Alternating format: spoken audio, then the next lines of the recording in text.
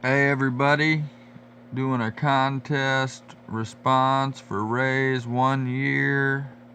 I know if everybody's like me, I thought he was on here actually a lot longer than that. He's a seasoned veteran, as I called him.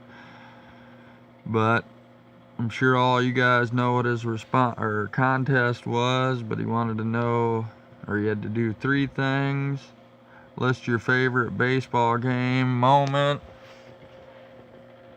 or spectacular moment that you've seen in person. And me being from Podunk, as Ricky likes to call it, don't have any. I've never been to any Major League Baseball game.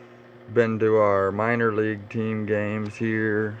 So I'm gonna have to say when I was a kid, uh, throwing out the first pitch for my little league team. I threw out the first pitch one game. We had a kid on our team who had cancer and never played that season. And I actually gave him the opportunity. He was a just big time baseball fan, but he got too sick right before that. So I ended up having to go throw it out. And I just really remember that moment. And then the next would be the non-baseball card memorabilia. This is a Tommy Lasorda autograph to me from my mom's friend, or basically she was friends with Carlton Fisk and some of his friends when he played here in the minors.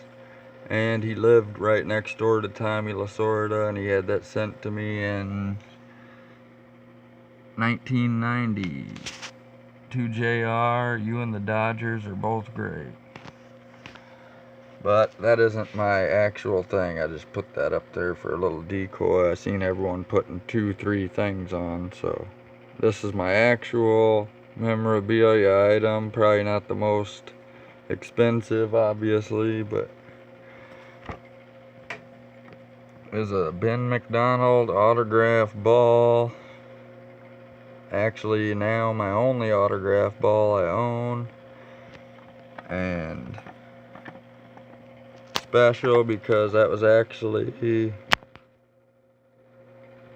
it'll focus, 1990. That was my first in the Unidome where the Panthers play, University of Iowa.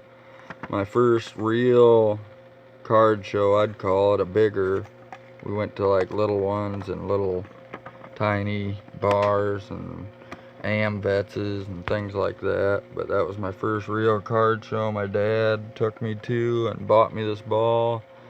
He was I think he was #1 draft pick. And yeah, I talked him into getting me that ball, and he's not with me anymore, so it means a lot.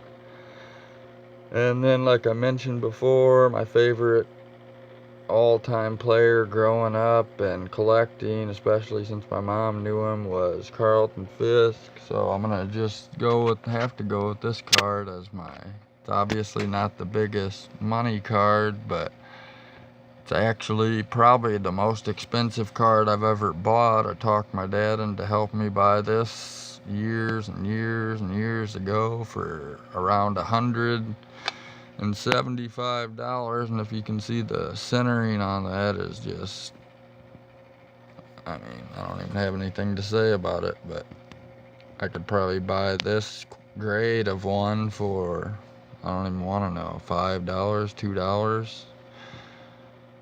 But I believe this in a 10's like, I don't even know, I think it's close to 1,500, couple grand. But I left it in the old scratched up screw down. It's been in since I bought it from the card shop years ago. Well, Ray, hope everybody checks out Ray's channel.